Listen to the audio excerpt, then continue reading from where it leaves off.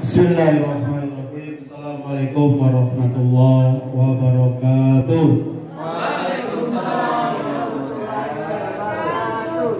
Alhamdulillah, alhamdulillahilladzi hadana lihada wa ma kunna linahtadiya laula an Allah. Asyhadu an la ilaha illallah wahdahu la syarikalah wa asyhadu anna Muhammadan abduhu wa rasuluh.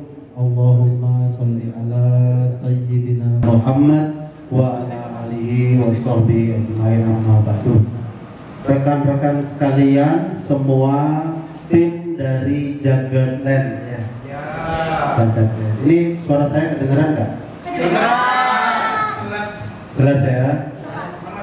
Pada kesempatan ini kita akan diskusi tentang logika harta. Ada yang butuh harta nggak? Always. Ada yang butuh harta nggak? Siapa yang butuh harta? Always. Buat apa? Ya. Buat. Langsungan hidup. Baik. Sekarang ketika ada yang mengatakan kelangsungan hidup, siapa yang hari ini merasa hidup? Saya. Ketika kita merasa hidup, kita tahu nggak kita ini diciptakan untuk apa? Untuk beribadah. Ada di Quran disebutkan, dan tidak aku ciptakan jin dan manusia kecuali untuk beribadah. Coba perhatikan, di sini ada mana kipas angin? Wah, ini kipas angin ya. Kipas angin ini diproduksi oleh pabriknya, tujuannya supaya bisa mendinginkan ruangan. Kira-kira begitu ya. Jadi mensirkulasikan udara. Maka ketika si kipas angin ini tidak mampu berputar, kira-kira sebutan apa yang cocok bagi dia? Rusak. Ketika kipas angin ini rusak, apa yang dilakukan? Diperbaiki. Bisa diperbaiki oleh kita sendiri, bisa juga dikirim ke service centernya. Kenapa kok bisa diperbaiki? Karena dia tidak mampu melaksanakan tujuan dia diciptakan. Maka ketika kita sudah memahami bahwa kita diciptakan tidak lain dan tidak bukan untuk beribadah, sekarang kita cek apakah diri kita ini rusak apa tidak. Coba kita evaluasi dari bangun tidur sampai tidur lagi, ada nggak detik-detik yang mendefinisikan kita rusak? Maksudnya gimana? Ketika ada detik yang kita jalani yang tidak berorientasi untuk ibadah, maka kita sedang rusak. Karena sudah tidak mengikuti tujuan kita di dalam diciptakan di dunia ini.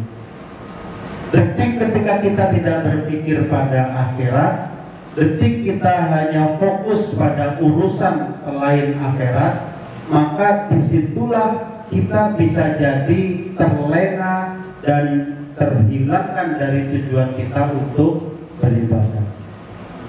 Apakah beribadah itu? Beribadah artinya menjalankan kehidupan untuk mendapatkan ridho Allah apapun yang kita laksanakan. Baik kita bangun tidur, kita dalam bersih-bersih diri, di dalam bekerja, di dalam makan, semuanya bisa kita nilai atau kita niatkan sebagai ibadah. Oleh karena itu, kalau sudah begitu, maka apakah kita bisa membedakan antara bekerja sebagai pegawai yang sedang beribadah sama bekerja sebagai pegawai yang tidak sedang beribadah? Ketika kita bekerja ada inisiatif untuk tidak menjalankan kewajiban, ketika kita tidak melakukan sesuatu seharusnya, ketika ada upaya untuk menyiasati, ketika ada upaya untuk markup penjualan, gitu ya, jualan, beli printer, negosiasi sama penjualnya, ntar bagian saya berapa. Nah, yang seperti ini berarti kita sudah melepaskan diri dari niat ibadah dalam kehidupan sehari-hari. Berbeda dengan sosok manusia yang menjadikan ibadah dari bangun tidur sampai tidur lagi. Ketika bangun tidur ada rasa syukur. Begitu mata terbuka, yang langsung kita ucapkan oleh mulut kita adalah Alhamdulillah. Kenapa kok sampai Alhamdulillah? Kita lihat doanya, Alhamdulillah. Terus Ahyana berarti aku dihidupkan kembali. Dari apa? Ba'dama amatana. Setelah aku dimatikan. Kira-kira ketika kita hari ini tidur, ya, kira-kira ketika nanti kita tidur lagi, apakah kita meyakini akan dibangkitkan lagi enggak? Ada enggak yang terpikirkan ketika tidur lalu kemudian jangan-jangan saya udah nggak bangun lagi selamanya? Ada nggak yang berpikir begitu? Oleh karena itu, coba kita lakukan mulai dari hari ini. Ya. Sebelum tidur kita yakinkan dulu, ada nggak yang masih belum saya selesaikan, minimal kewajiban terminim dari kita dalam sehari-hari. Misal, ada nggak yang sholatnya masih isanya belum dilakukan? Ada nggak yang hal-hal tertentu, misalnya ada dosa-dosa kecil yang kita sudah istighfar, sehingga kalaulah nanti kita sudah tidur dan ternyata tidur itu tidak bangun lagi, insya Allah kita sudah berjuang untuk menutup kehidupan kita dengan sebaik-baiknya. Ada nggak yang berpikir itu setiap tidur? Ada nggak? Padahal doa tidur adalah doa 50-50. Gimana doanya? Bismillahirrahmanirrahim. Ahyana wa bismika. Berarti setiap kita tidur, kita sudah melakukan agreement. Ya Allah, dengan namamu aku masih hidup, dan dengan namamu pula aku mati. Jadi setiap kita mau tidur itu, kita sudah negosiasi, sudah agreement dulu. Ya Allah, aku siap dihidupkan dan aku siap dimatikan, terserah Engkau lah ya Allah. Maka begitu dibangkitkan, ceklek gitu ya, langsung yang kita lakukan adalah alhamdulillah sih, ditanya nomornya gitu. Apakah ini adalah dibangunkan yang terakhir kali atau tidak? Kita nggak tahu. Kita tidur lagi nanti malam, belum tentu besok masih bisa dibangkit. Coba resapi itu, lakukan itu setiap malam, kira-kira kita bisa menjadi lebih baik. Nah, dalam proses itulah ketika kita ingin melakukan kebaikan demi kebaikan, maka ada yang namanya sarana prasarana. Di situ Allah memberikan sarana dalam bentuk harta. Maka Allah menyampaikan, wahai orang-orang yang beriman, yang mengikuti Rasulullah, yang mendapatkan harta yang dikuasakan kepadanya, maka ketika dia membelanjakan sebagian hartanya, tujuannya adalah untuk mencari pahala sebanyak-banyaknya. Yang perlu digarisbawahi di sini adalah yang pertama, ada penguasaan atas harta dari orang sebelumnya ke kita. Walaupun di dalam Al-Hadits dalam rangka untuk menjelaskan kisah tentang hasil perebutan ghanimah, tapi itu berlangsung dan berlaku untuk semua jenis harta. Contoh, dulu harta orang tua kita, begitu orang tua kita meninggal, maka dia menjadi harta kita, menjadi harta warisan, berpindah ke pemilikan. Dulu ini hartanya orang, kemudian menjadi milik kita. Ada proses tukar menukar, ada proses hibah dan segala macam, sehingga apa yang kita miliki ini dikuasakan kepada kita. Highlight yang kedua adalah ketika harta itu sudah menjadi milik kita, apakah harta ini mampu mensupport kita untuk mencapai tujuan kita diciptakan. Jadi kalau misalnya saya punya handphone, ini handphone bisa nggak mengantarkan kita untuk beribadah? Kalau saya punya pakaian, punya kendaraan, punya rumah, bisa nggak itu semua mengantarkan kita kepada fungsi kita sebagai orang yang harus beribadah? Kalau nggak bisa, maka harus segera dievaluasi sebelum nanti ini akan teriak-teriak di akhirat. Ya Allah, Engkau kuasakan aku kepadanya, ternyata dipakai untuk hal-hal yang tidak ada kaitannya dengan ibadah. Ya Allah, ketika aku diberikan kepadanya, maka aku dipakai untuk tujuan yang maksiat. Nah, nanti harta-harta kita akan teriak sendiri, karena harta tersebut tujuan dikuasakan dari orang sebelumnya ke kita. Tujuannya adalah untuk mendapatkan pahala yang sebesar-besar. Itu logika yang pertama. Sekarang kita geser ke logika yang kedua. Ketika kita dihidupkan di dalam kehidupan ini, maka tujuan kita untuk berbuat baik sebaik-baiknya kepada orang lain, karena sebaik-baik orang adalah yang paling bermanfaat bagi orang lain. Nah, artinya orang lain yang terbantu dengan kehadiran kita, maka dia akan memberikan limpahan pahala kepada kita.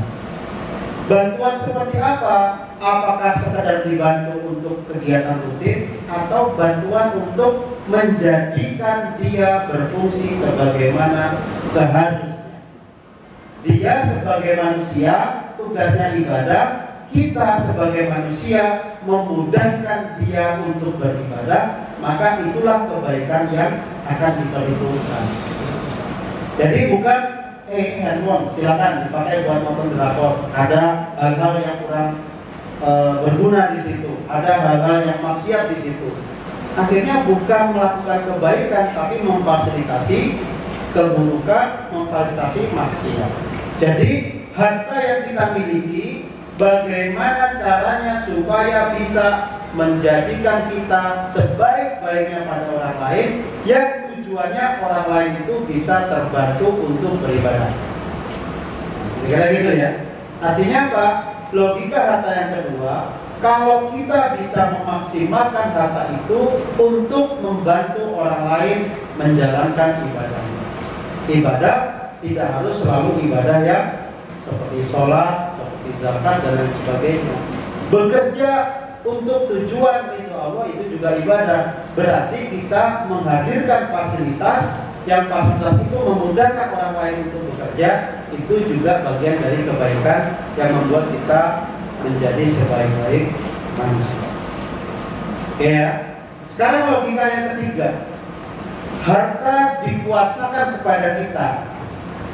Hakikatnya harta ini adalah difungsikan sebagai sesuatu yang bermanfaat. Lalu kemudian harta itu kita kuasai, dan ternyata si harta itu nggak dipakai. Kita beli ini, beli itu, macam-macam, nggak dipakai. Ketika nggak dipakai, dia teriak-teriak, ya Allah aku dianggurin. Kenapa sih kok dikuasakan ke si Salim? Kalau cuma hanya dianggurin begini, bete kan ya Allah gitu. Si harta komplain kayak gitu. Karena harta yang dikuasakan ke si Salim tadi, ternyata Salim tidak menggunakan ini untuk kebermanfaatan. Dia protes. Coba kita evaluasi. Ada nggak harta-harta kita yang nganggur nggak kepake? Yang andaikan itu difungsikan jauh lebih berguna daripada kita biarin di kamar kita nggak kepake. Kita tumpuk di lemari-lemari pakaian kita nggak kepake. Ada berapa baju yang nggak kepake? Coba kalau itu misalnya dikasihkan ke orang, jauh lebih berguna, lebih bermanfaat daripada kita kuasai tapi nggak ada gunanya. Dan itu akan dituntut di akhirat. Kenapa kok sampai diberi kuasa tapi tidak digunakan? Itu sama seperti gini. Misalnya ada Pak Rudin misalnya. Pak Rudin, saya punya mobil nih Pak, gitu. Saya kasih ke Pak Rudin untuk menggunakannya. Lalu kemudian sama Pak Nurdin itu mobil dianggurin di pojokan rumah, kagak pernah dipakai, kagak pernah digunakan. Kira-kira yang ngasih seneng nggak? Dikasih nggak dipakai gitu kan? Berbeda dengan ketika kita kasih ke Pak Nurdin, lalu sama Pak Nurdin digunakan hal yang berguna, yang ngasih ikut bahagia.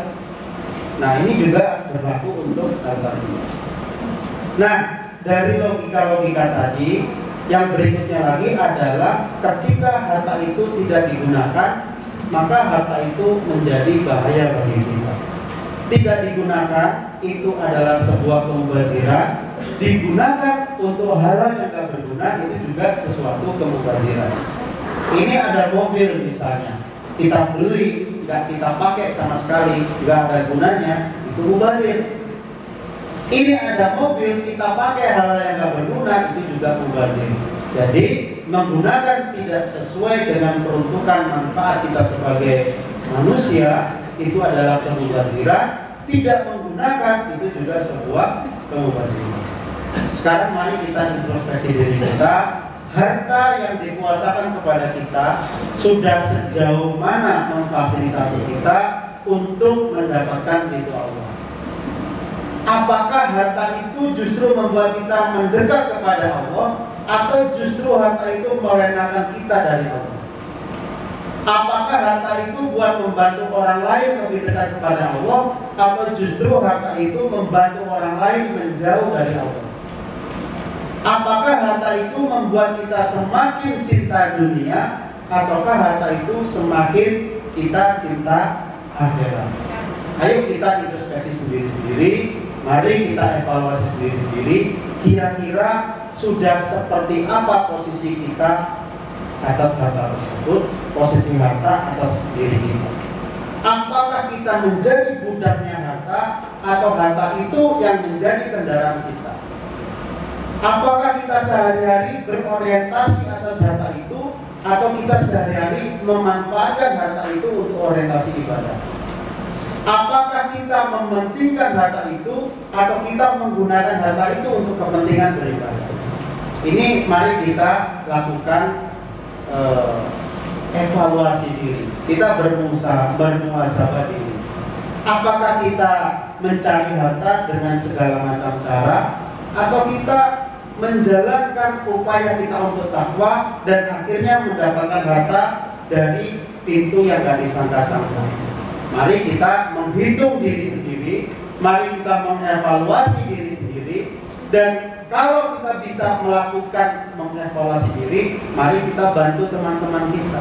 Kita ingatkan dia, kita tegur kalau memang yang dilakukan oleh dia tidak sesuai dengan apa yang seharusnya.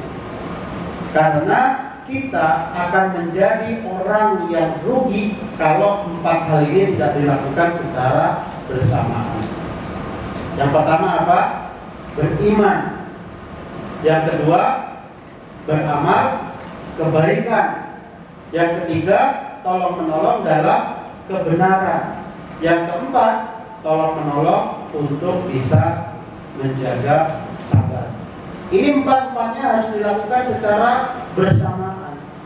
Ya beriman kita perbaiki, ya beramal soleh kita perbaiki, ya tolong menolong dalam kebenaran kita perbaiki, tolong menolong dalam sabar juga kita perbaiki. Tolong menolong dalam sabar itu apaan sih? Sabar di dalam menjalankan perintah Allah misalnya.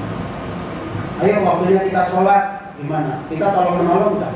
Istiqomah untuk sholat tepat waktu, difasilitasi perusahaan supaya sholat berjamaah. Kira-kira sesama teman saling ingetin enggak? Itu namanya tolong menolong dalam sabar menjalankan ibadah. Tolong menolong dalam sabar menghindari larangan. Ketika ada temannya yang kepleset, jangan diingetin, dibalikin lagi.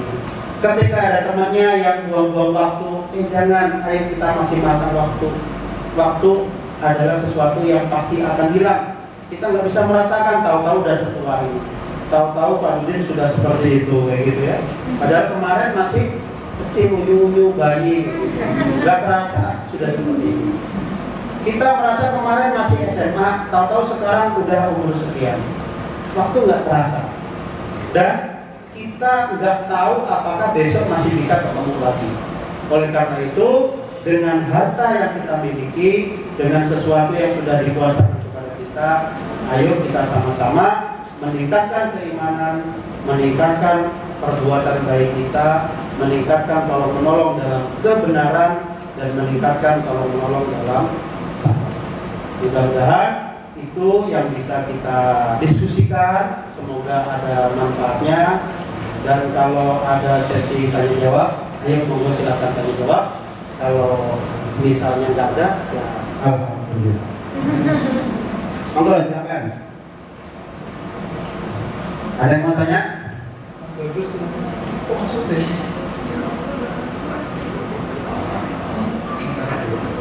Ya. Oke. Oh ya, silakan. Monggo Mas. Pakai mic? Ya, silakan.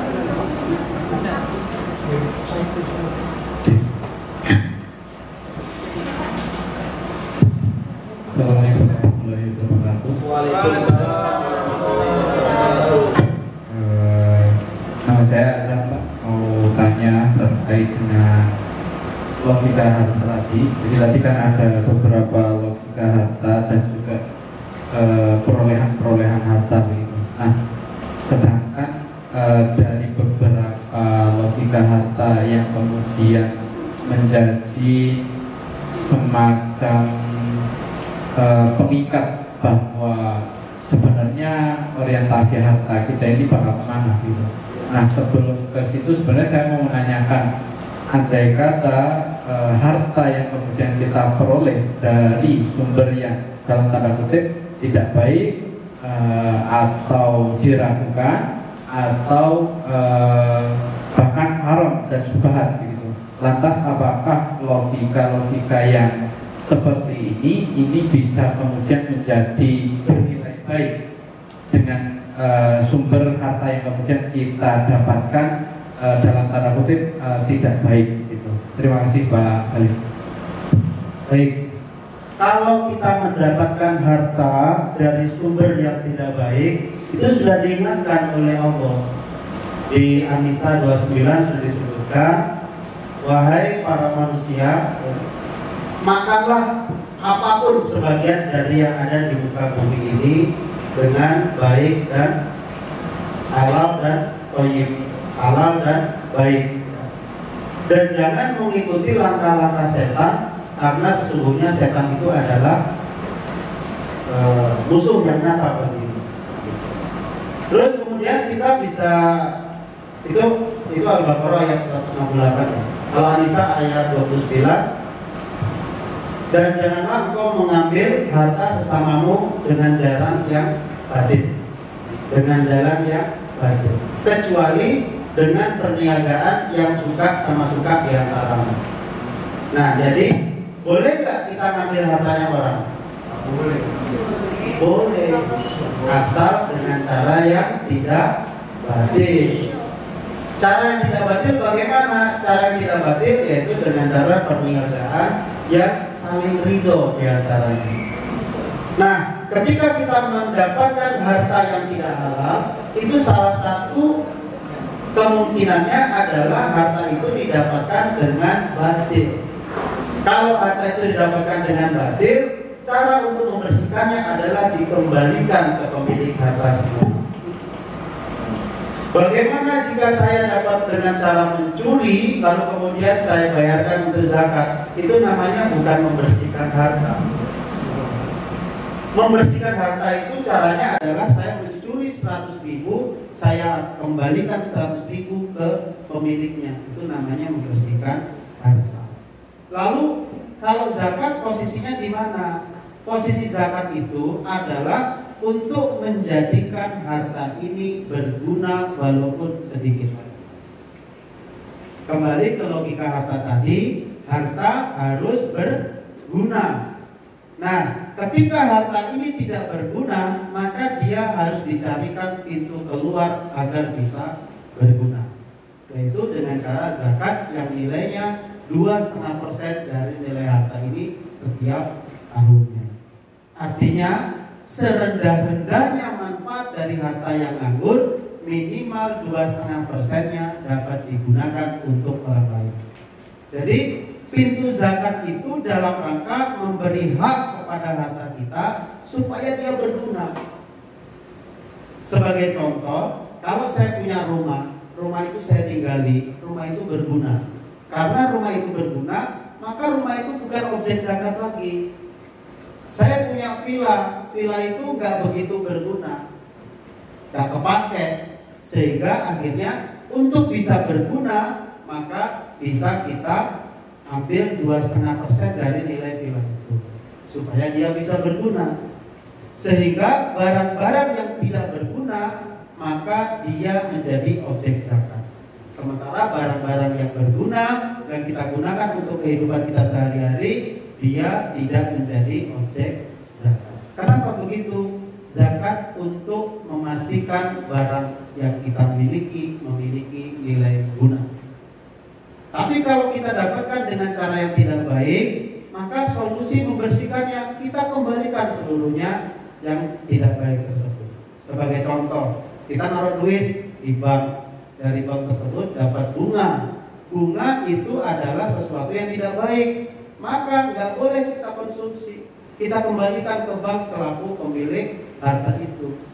Ini bang, tak balikin bunganya, karena saya mendapatkan ini dengan cara yang batil, maka saya kembalikan. Saya mencuri duit perusahaan, maka bukan dengan cara saya ambil 100.000, berarti 2.500 saya zakatkan. Bukan begitu. 100.000-nya itulah yang harus dikembalikan ke perusahaan. Jadi cara membersihkan harta yang didapatkan dengan tidak baik maka harus dikembalikan 100% kepada pemiliknya. Bukan dengan cara digunakan untuk tujuan yang baik. Nyolong sarung, ya, niatnya nyolong sarung untuk kemudian bisa sholat, maka apakah harta itu jadi bersih? Enggak. Supaya bersih, sarungnya dibalikin. Syukur-syukur setelah dibalikin, nanti yang punya sarung nggak tega. Kenapa sih mas kok ngambil sarungnya? Anu pak, saya pengen sholat nggak punya sarung. Malah dikasih 3 sarung. Jadi membersihkan harta bukan dengan cara melakukan itu untuk kebaikan. Jadi harta-harta yang bisa dipakai untuk kebaikan harus dari jalan yang baik. Makanya ada 5 siklus yang 5-5-nya harus dijaga. Siklus pertama adalah ketika kita menerima harta dari pihak lain. Contohnya dikasih, contohnya dapat zakat, contohnya nerima wasiat, contohnya nerima warisan, contohnya nemu barang, contohnya dapat ghanimah. Nah, ini semua prosesnya adalah kita menerima harta dari orang lain. Ini juga dilakukan dengan cara yang baik. Yang kedua, kita memperbanyak harta. Dari punya harta 1 menjadi 2, dari 2 menjadi 3, dari 3 menjadi 4 dan seterusnya. Itu juga harus dilakukan dengan cara yang baik. Untuk menyimpannya, menjaganya juga harus dilakukan dengan cara yang baik. Untuk membelanjakannya itu juga harus dilakukan dengan cara yang baik. Dan untuk mencucikannya harus juga dilakukan dengan cara yang baik. Mendapatkan, memperbanyak, menyimpan, menjaga, membelanjakan, lalu mensucikan, 5-5-nya harus dilakukan dengan cara yang baik. Sehingga semua harta kita yang hari ini kita evaluasi, wah ini ternyata ngambil dari perusahaan, balikin. Wah ini ternyata punya teman saya nih, balikin. Wah ini ternyata kemarin pinjam nggak, saya balikin.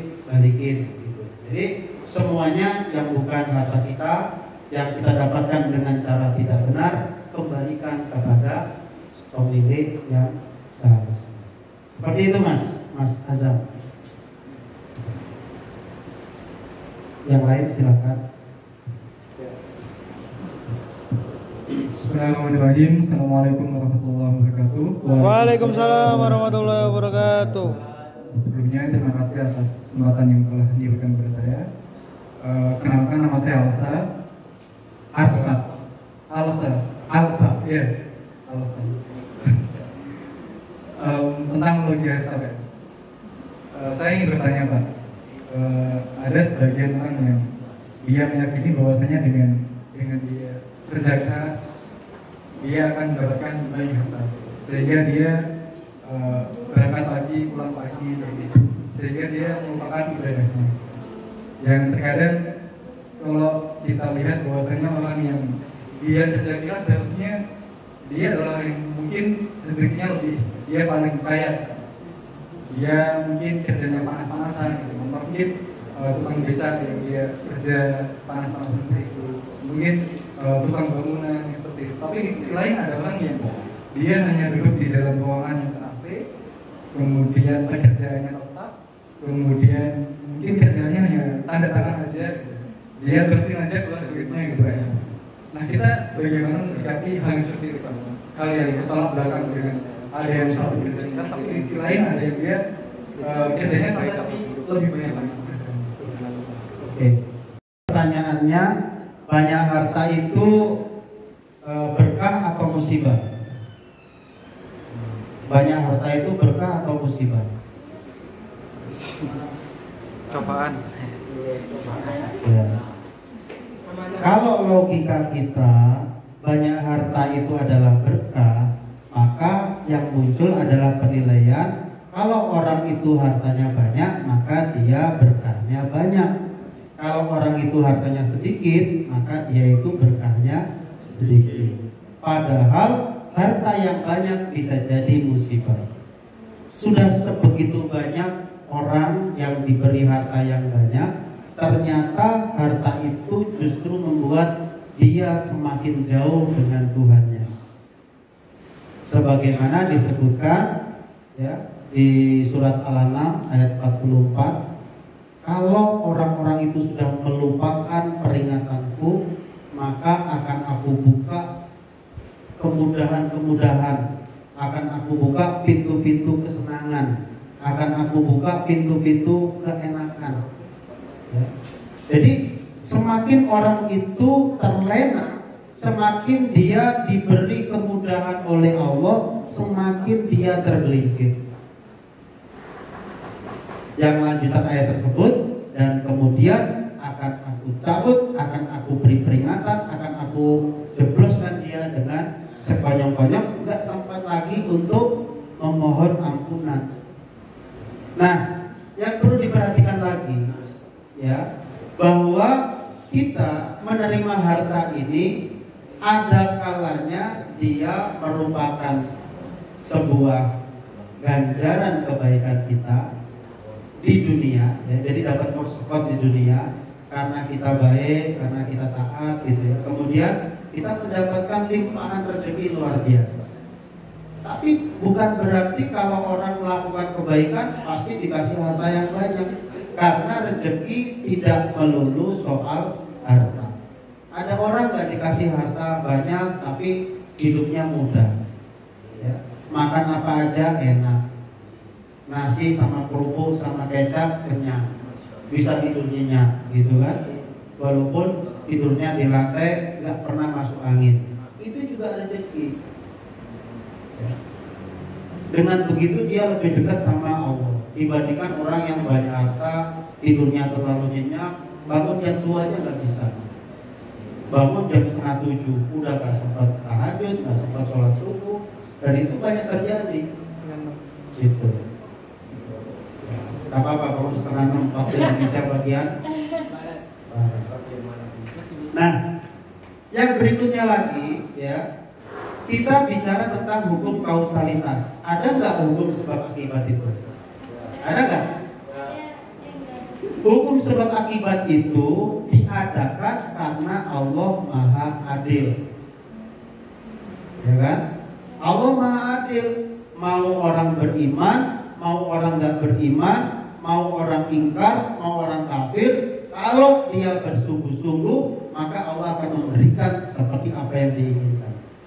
Karena Allah Maha Adil, sehingga sebab dan akibat dijadikan sebagai satu ikatan kesatuan.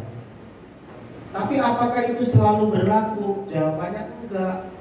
Ternyata ada yang malas-malasan juga diberi harta yang banyak oleh Allah. Yang bekerja keras ternyata diberi harta yang sedikit oleh Allah. Kenapa itu bisa terjadi? Karena Allah Maha Kuasa. Jadi kalau misalnya sebab dan akibat itu diikat dalam hukum kausalitas, menunjukkan Allah Maha Adil.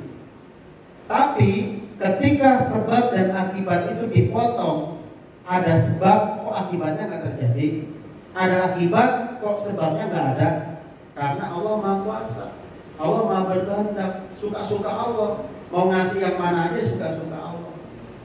Yang terpenting bagi kita bukan seberapa banyak harta yang kita terima, tapi seberapa besar hikmah dari apa yang kita jalani.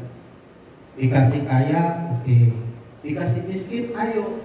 Dikasih susah, asik. Dikasih senang, oke, bahagia.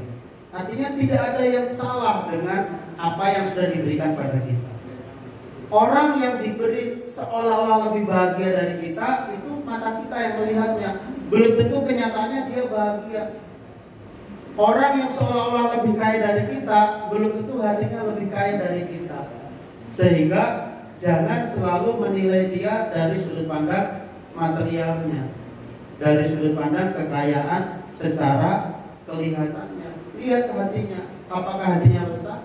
Bisa jadi dia jauh lebih resah dari kita. Ada orang yang hartanya diberi berlimpah, ternyata anaknya untuk sholat aja susah.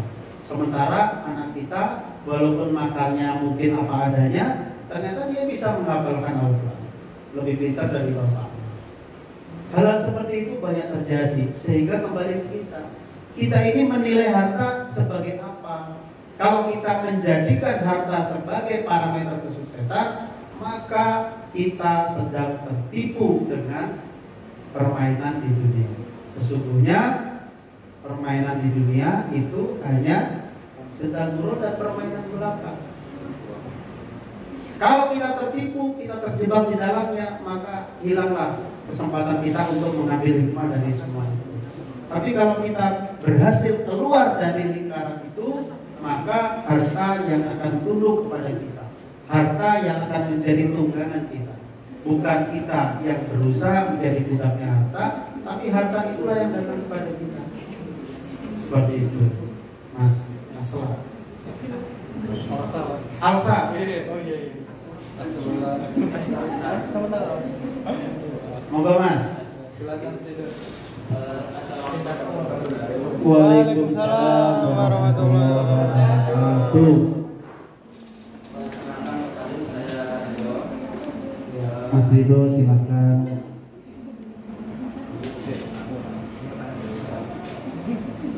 Kalau dari penjelasan Pak Salim barusan itu menjelaskan bahwa logika kebermanfaatan tidak bisa menghasilkan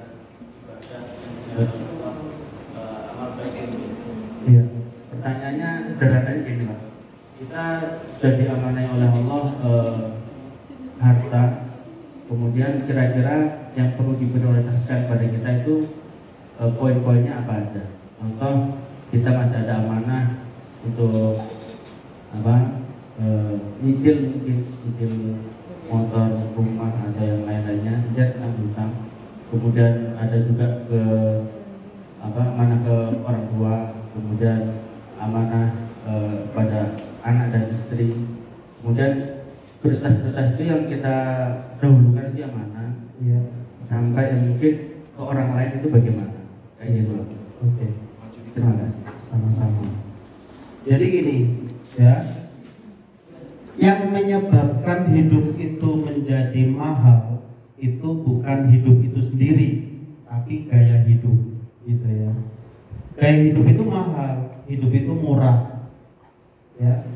Kita bisa kok makan nasi bungkus 6 ribuan kalau kita memang mau, tapi kita juga bisa makan nasi bungkus ada yang harus 30 ribu. Ada yang order nasinya 50 ribu gitu. Jadi masing-masing ini kembali kepada kita, ingin hidup dengan cara apa adanya atau ada apanya.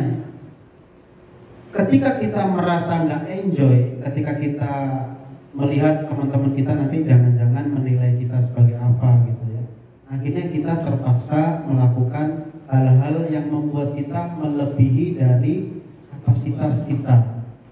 Kalau memang diberi kesempatan punyanya motor, kenapa harus cari mobil?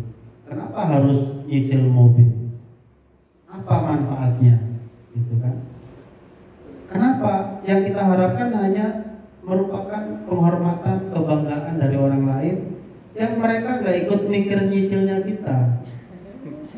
Lebaran pada gaya-gayaan, pengen dianggap sukses, pengen dianggap mewah gitu ya.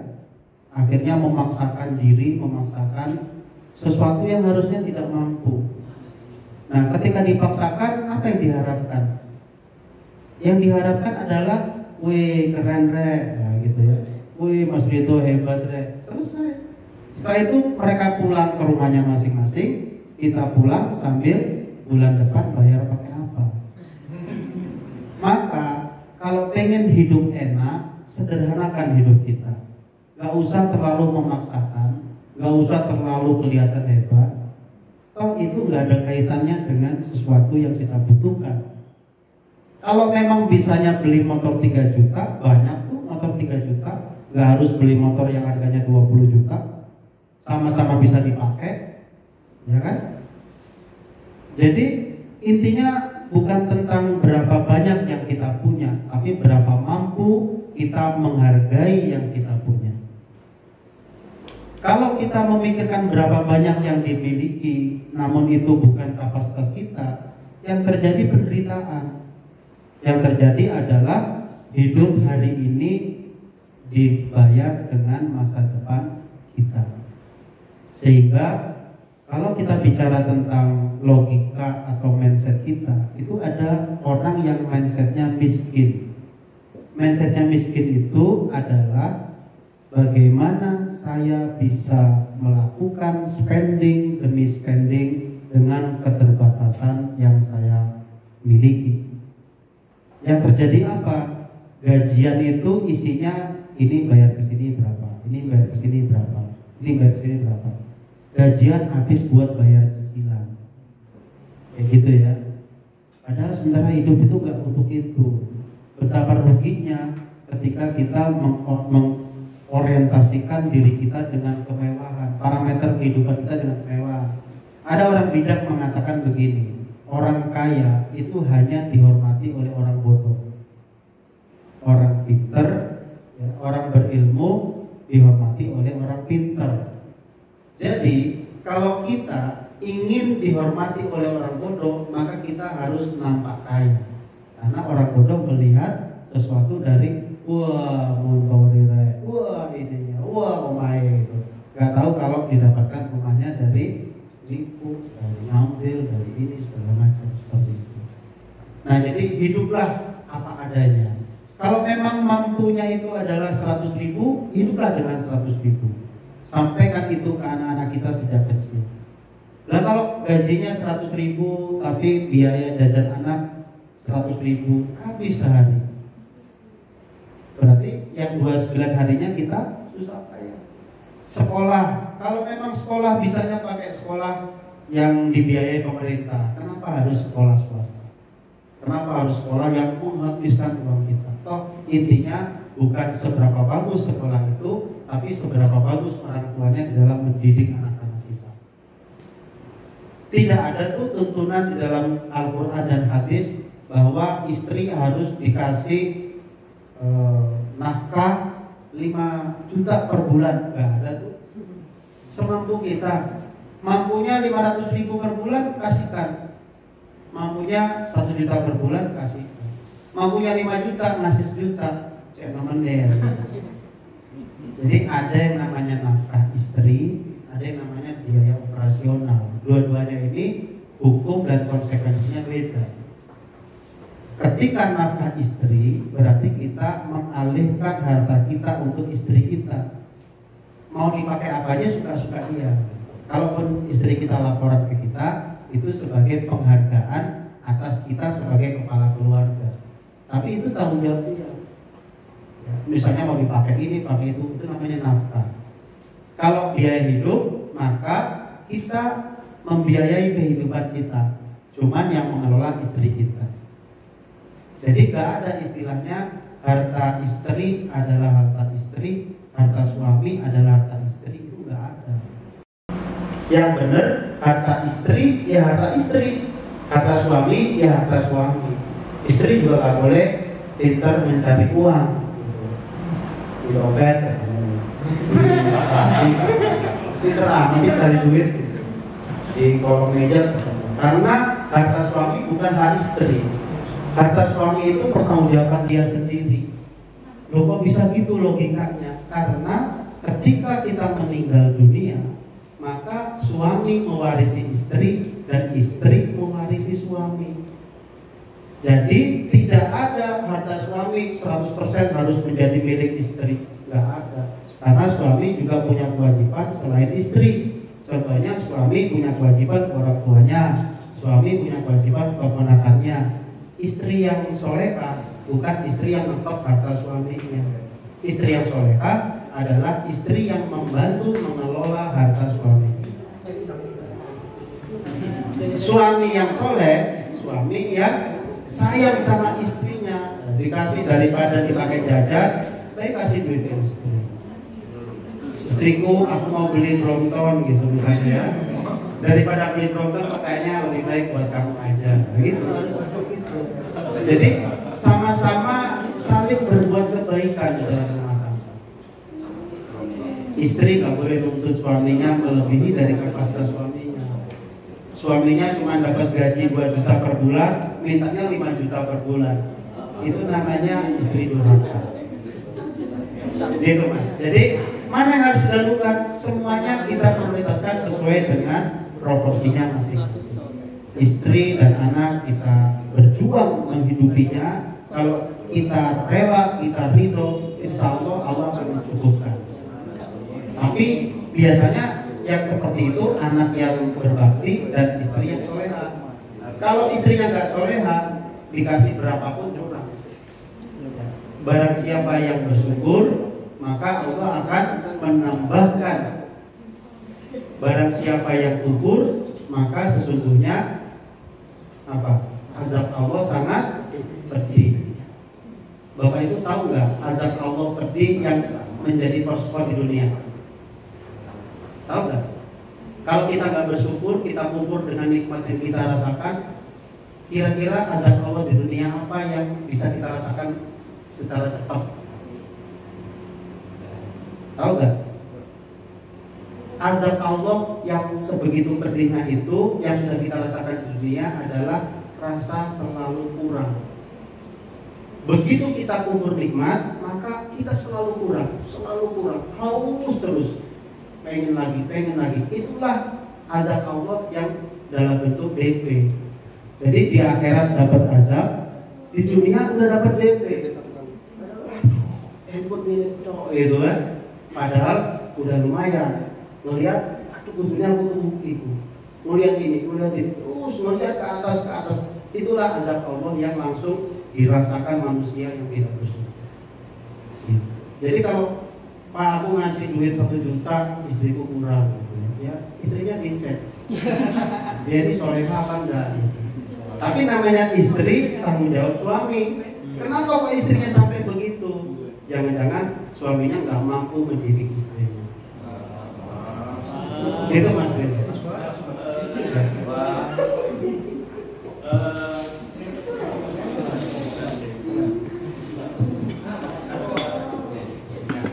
Jadi contohnya seperti ini Pak, ketika kita dapat pemasukan itu katakan 100 juta ya Pak. Kemudian kita sudah berazam karena jeli ya, berazam untuk melunasi hutang saudara. Nah itu senilai 50 juta, katakan seperti itu. Kemudian kita ada istri dan anak, nilai hidupnya itu 50 juta juga, contohnya. Kemudian ibu ini juga tanggungan kita. Nah kira-kira dari uang yang 100 juta 4% itu, 4% karena ada kebutuhan ada amanah untuk menyelesaikan hutangnya ini. Kemudian ada istri dan ada ibu yang notabene juga kewajiban kita, itu mana yang didahulukan? Ya dibagi proporsional aja. 100 juta itu berapa minimalnya yang bisa digunakan untuk menghidupi anak istri. Makanya anak istri itu diajarin konsep ISIS sejak belia, ya. Istri diajarin ISIS, anak juga diajarin ISIS. Apa itu ISIS? ISIS itu lawannya sumu gitu. ISIS berarti I yang pertama apa? Naikkan income. Jadi kita berjuang untuk menaikkan income tentunya dengan cara yang benar. S itu adalah saving. Saving berarti apa? Nabung. I invest. Belajar investasi. Walaupun mulai dari yang kecil-kecil, investasilah kita. Ya. S yang terakhir simplicity. Simplicity berarti sederhanalah. Hiduplah semurah mungkin. Biaya hidup seefisien mungkin. Jangan menghambur-hamburkan uang untuk sesuatu yang hanya bernilai penghargaan dari orang. Akhirnya kita menjadi budak penghargaan. Kita pengen dipuja, kita pengen dihargai, pengen dianggap. Sesuatu yang melelahkan dan menghabiskan biaya. 100 juta mungkin 30 jutanya bisa dipakai menghidupi anak istri. 30 jutanya untuk support orang tua misalnya. Azam apakah harus dituntaskan dalam satu waktu? Dan kalau kondisinya memang sudah minim-minim, maka sisanya kita bisa alokasikan untuk saudara kita. Sorry bro, yang bisa saya bantu hari ini baru 30 juta. Nanti kalau ada rezeki lagi akan saya alokasikan berikutnya. Keseimbangan itulah yang harus kita lakukan. Kalau contoh kasusnya adalah 100 juta. Namun ada yang namanya golden money management. Golden money management itu begini. Berapapun income yang Bapak Ibu dapat, ya, cobalah untuk sedekahkan minimal 2,5% dari yang didapatkan. Ini bukan zakat, ini sedekah. Sehingga aturan zakat tidak berlaku untuk konsep ini. Dan ini juga bukan mengganti zakat, karena zakat nggak bisa diganti dengan sedekah. Dapat berapa? Gaji 1 juta.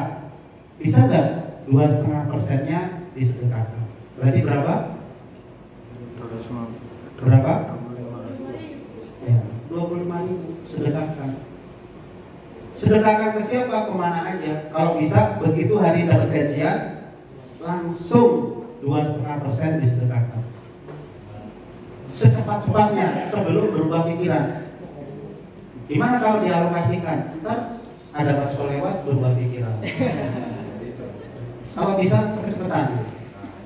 Kalau bisa ada temannya yang jadi godem, segera kasihkan ke dia. Dia godem ya. Ini aku dapat gaji 1 juta, 25% buat bantu, buat bayarin utang ya. Sehingga dia terbantu. Nah, 2,5% langsung disedekahkan. Nanti pelan-pelan naikkan jadi 3%, 4%, 5%, 10%. Semampu kita. Kita latihan. Dari mulai nggak ikhlas sampai ikhlas dan banyak. Dari mulai nggak ikhlas sedikit sampai ikhlas dan banyak. Sedekah berapa persen? 20%. Boleh aja. Sedekah berapa persen? 30%. Dapat gaji 1 juta, langsung 300.000 disedekahkan. Tidak apa-apa, boleh-boleh aja. Ya. Yang pertama, dapat langsung disedekahkan. Yang kedua, setelah disedekahkan, sisanya langsung dialokasikan untuk tabungan investasi.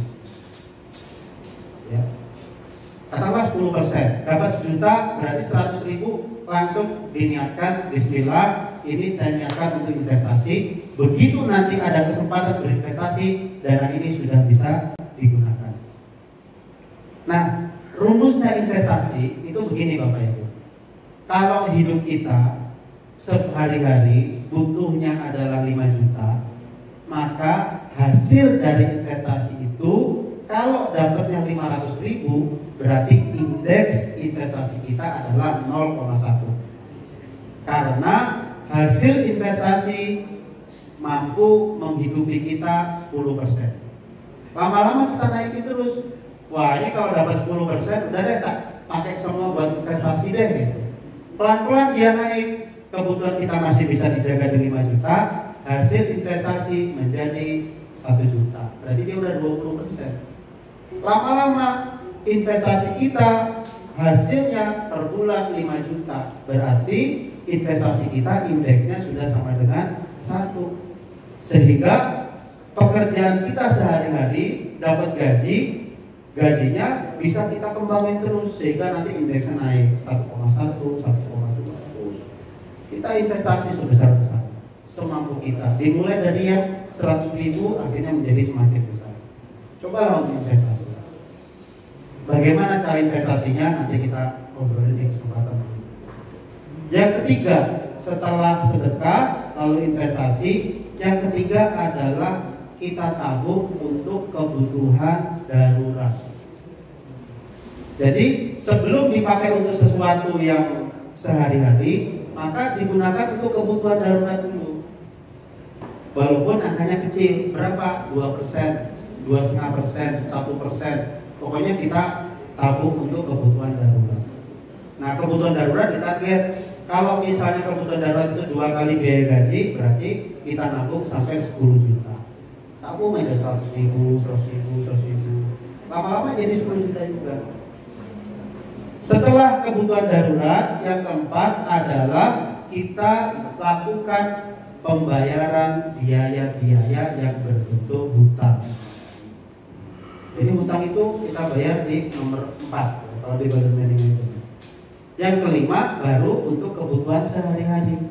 Nah, ini kita atur berapa persen untuk sedekah, berapa persen untuk tabungan investasi, berapa persen untuk tabungan dana darurat, berapa persen untuk bayar hutang, berapa persen untuk kebutuhan hidup sehari-hari. Jadi kebutuhan hidup sehari-hari kita taruh di belakang. Nabung dulu, baru kemudian dipakai untuk kehidupan sehari-hari. Jangan dihabis-habisin untuk kehidupan sehari-hari. Kalau masih ada sisa, baru ditabung. Jangan begitu, dibalik. Kenapa kok harus sedekah dulu? Untuk mengharapkan ridho Allah, untuk membuka pintu rezeki yang lebih besar. Minimal rezeki dalam bentuk kita dijauhkan dari bala. Namanya bala ada aja. Gaji nambah banyak tapi anak sakit, akhirnya gaji 3 bulan habis buat bayarin ya. Gaji nambah banyak, mobil tabrakan, tiba-tiba habis biaya buat benerin. Karena ada yang kurang di dalam proses kita dalam menjalani kehidupan, sehingga yang kita tabung itu habis, kita tabung habis. Kenapa kok dana darurat itu menjadi harus besar? Karena kita seringkali disusahkan dengan hal-hal yang di luar kendali kita. Coba kalau kita sedekahnya banyak, insya Allah hal-hal yang di luar kendali kita itu menjadi semakin sedikit. Nyetir ketiduran juga masih selamat sampai di rumah, anak-anak sehat, semua lagi kena COVID kita sehat walafiat. Kenapa? Karena sedekah kita jalan. Coba sekarang dilihat sedekahnya jalan apa enggak. Kalau sedekah jalan, insya Allah hal-hal negatif akan terhindar dari kita. Hal negatif ini ngabisin duit. Tiba-tiba ngejatuhin handphone teman rusak, berarti itu kan bagian dari ngabisin duit yang nggak kita bayangkan. Ya. Kalau misalnya kita sedekahnya lancar, jatuh mendarat balik lagi dan nggak rusak, sehingga nggak perlu menggantiin. Ya, berarti artinya hal-hal yang mudorot, hal-hal yang bala dan lain sebagainya bisa terhindar dari kita.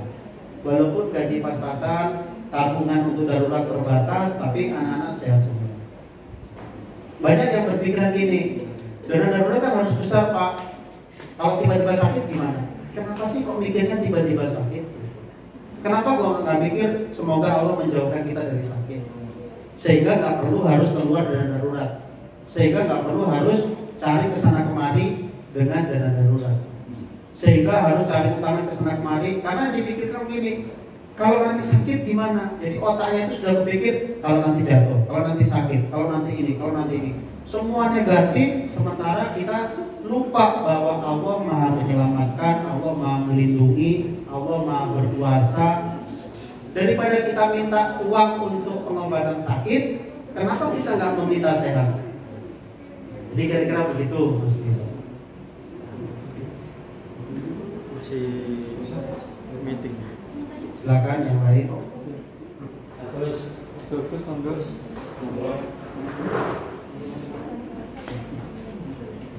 last question. Ada yang lain?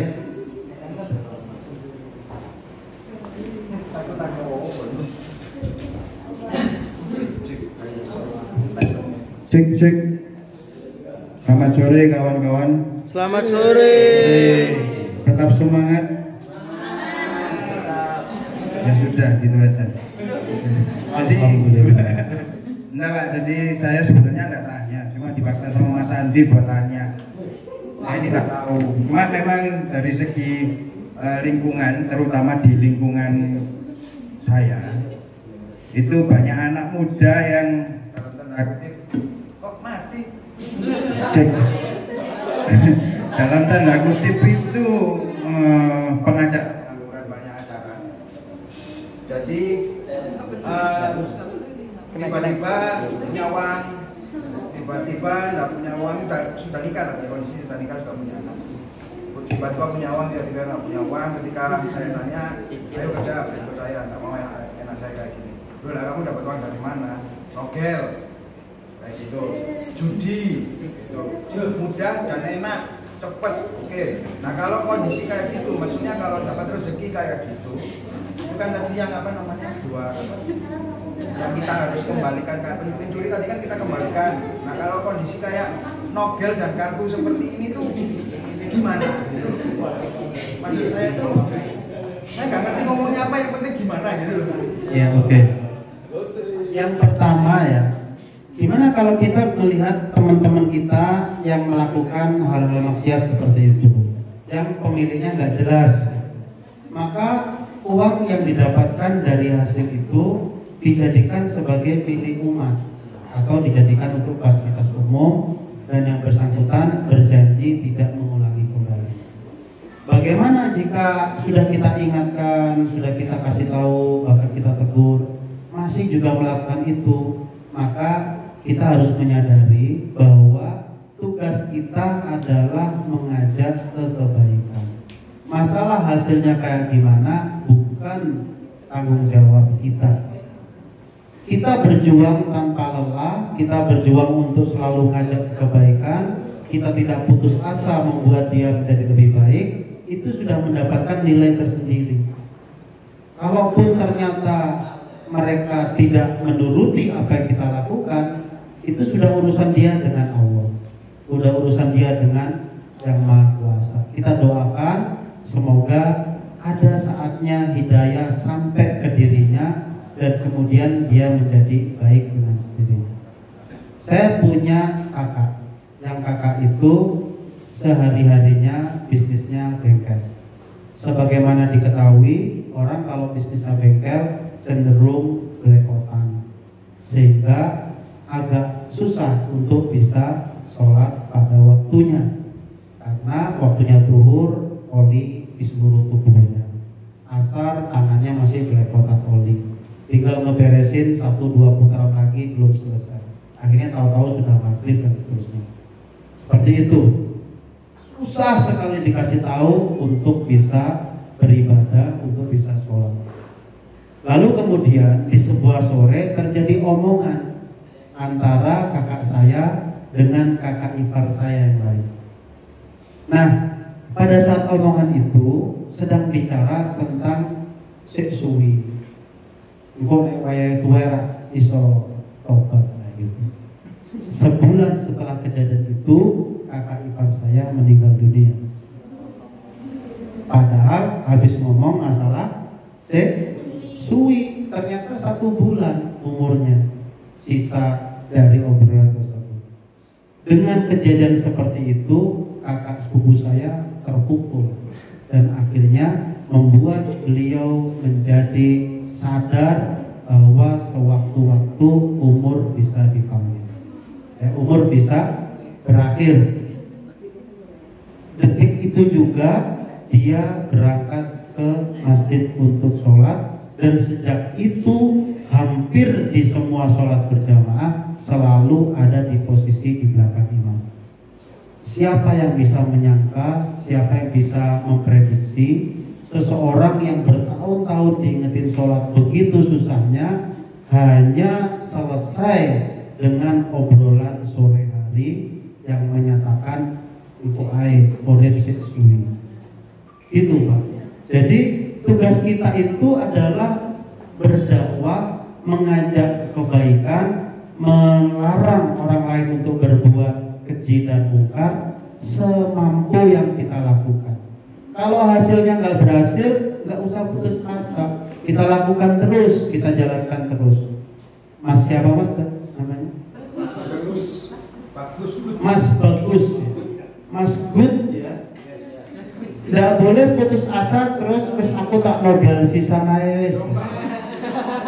Kesel aku ngelarui wis aku tak melo wis. Jangan begitu. Diingatkan terus semampunya. Bahkan kalaupun ada penolakan ya tetap berjuang untuk diperbaiki, dilakukan terus. Insya Allah atas kesabaran kita di dalam mengajak teman-teman kita akan menjadi pintu bagi hidayah yang diturunkan kepada teman kita. Jangankan kita Mas, Rasul aja diingatkan sama Allah. Bukan engkau yang menyebabkan orang-orang itu menjadi beriman kepada, apalagi kita. Tugas kita itu berdakwah, ngajak kebaikan, melarang orang lain melakukan kemungkaran. Udah selesai sampai di situ. Hasilnya bagaimana itu urusan Allah. Itu Mas ya. Tetap semangat, kita sama-sama berdakwah melarang keburukan. Yang lain silakan. Cukup? Katanya sampai buka puasa ya? Buka puasa jam berapa? Nyiapinnya? Sudah siap. Ya. Sudah kepikiran buka puasa atau kepikiran apa nih? Sudah.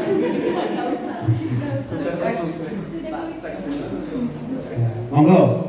Kalau memang masih ada pertanyaan sambil nunggu maghrib, silakan. Kalau nggak ada pertanyaan, saya kembalikan ke Master of Ceremony, MC. Tapi bukan MCK. Silakan jika ada yang mau ditanyakan.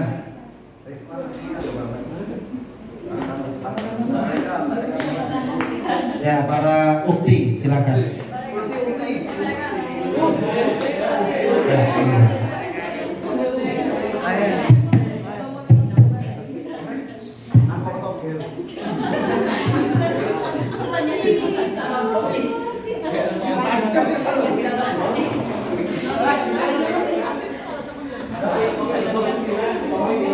Assalamualaikum warahmatullahi wabarakatuh. Waalaikumsalam warahmatullahi wabarakatuh. Sebenarnya kalau dijelaskan tadi mengenai logika harta sangat-sangat berguna juga. Cuman yang sering dialami, terutama saya pribadi itu kadang kayak ngerasa financial planner-nya itu buruk gitu loh Pak. Cuman yang mau saya tanyakan itu bagaimana sih Pak ciri-cirinya harta apa? Iya boleh disebut harta yang barokah sama enggak? Kan kalau misalnya di luar sana, kalau misalnya harta itu cepat habis, itu katanya nggak barokah. Nah sebenarnya harta yang barokah itu ciri-cirinya seperti apa? Dan itu aja dulu. Ya. Harta yang barokah, ciri-cirinya yang dengan harta itu kita semakin dekat sama Allah. Harta yang gak barokah, ciri-cirinya dengan harta itu kita semakin jauh dengan Allah. Yang pertama. Yang kedua, harta yang barokah itu cukup. Harta yang tidak barokah itu membuat kita selalu kurang. Yang ketiga, harta yang barokah membuat kita menjadi semakin bersyukur. Harta yang tidak barokah menjadi kita semakin kufur. Itu yang bisa kita evaluasi. Sekarang kita lihat harta yang kita miliki apakah membuat kita lebih dekat sama Allah apa enggak? Kita punya apa sih hari ini? Apakah semua barang-barang itu membuat kita makin dekat sama Allah? Atau justru membuat kita semakin jauh dengan Allah? Kita punya ini, punya itu. Coba kita lihat. Dia itu menjauhkan kita dari Allah atau mendekatkan kita dari Allah? TV deh misalnya, atau handphone ya gampangannya. Handphone kita ini apakah kita dengan handphone itu makin dekat sama Allah? Atau jangan-jangan waktu untuk lihat handphone lebih menyita waktu daripada kegiatan kita sehari-hari, daripada ibadah kita sehari-hari. Berapa lama kita membaca WhatsApp, berapa lama kita baca Quran, kita bisa evaluasi itu sendiri. Ya. Jadi ini semua akhirnya kembali ke diri kita masing-masing. Kita ini kembali ke logika yang tadi kita sebutkan. Harta ini dikuasakan kepada kita supaya kita menjadikan itu sebagai tunggangan. Tapi ada juga yang ketika harta itu justru menjadi raja dari kita. Kita yang menjadi budak dari harta tersebut. Kita terkungkung di dalam harta tersebut. Kita tidak evaluasi. Nah, setelah kita menyadari, kembali kepada kita, apakah kita tetap melanjutkan terlena atau kita segera bangkit, bangun dari keterlenaan tersebut. Masalah harta, kalau berkah habis apa enggak? Ya sekarang kita misalnya dapat 100, kita habisin untuk sedekah, habis itu harta. Tapi ada rasa cukup bagi diri kita dan kehidupan kita tidak kekurangan. Jadi begitu, ya. Ya silakan yang lain. Maghrib jam 5:30. Sekarang jam masih kurang 8 menit. Maghribnya 11.30.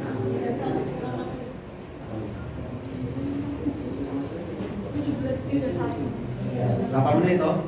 Iya, Pak. Monggo satu atau dua pertanyaan lagi sambil nunggu maghrib. Silakan teman-teman ya. Ada pertanyaan bisa ditanyakan? Mas Selamat? Ada pertanyaan? Iya. Mas Fahad, monggo silakan.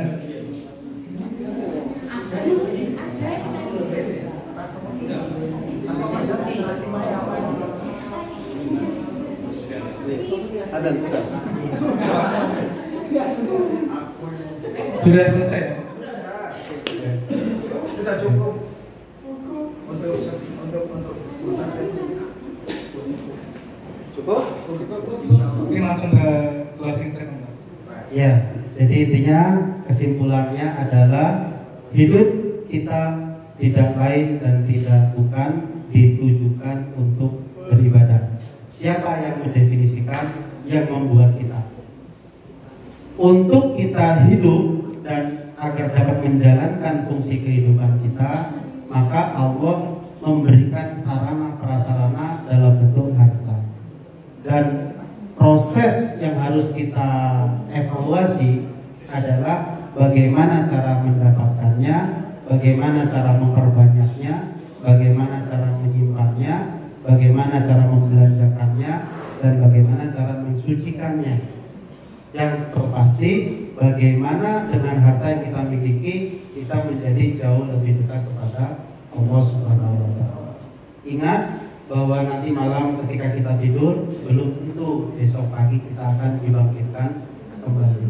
Semoga andaikan ini menjadi hari terakhir hidup kita, maka ini adalah hari yang membuat kita mendapatkan ridho dari Allah.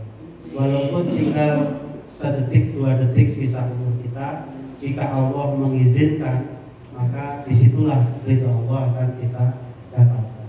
Semoga kita sehari-hari ini selalu berjuang bersama-sama untuk bisa senantiasa memahami bahwa hakikat hidup kita tidak lain dan tidak bukan adalah tercantum pada inna lillahi wa inna ilaihi raji'un. Kita datang dari Allah dan kita pasti akan kembali menuju kepada Allah.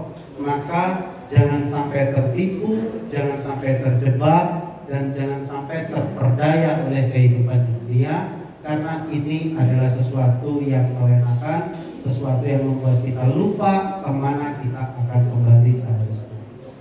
Terima kasih atas perhatian saudara-saudaraku sekalian, jamaah pengajian Jagatlen. Mudah-mudahan semua yang kita lakukan mendapatkan perlindungan keberkahan dari Allah Subhanahu wa taala. Subhanaka Allahumma wa bihamdika asyhadu an la ilaha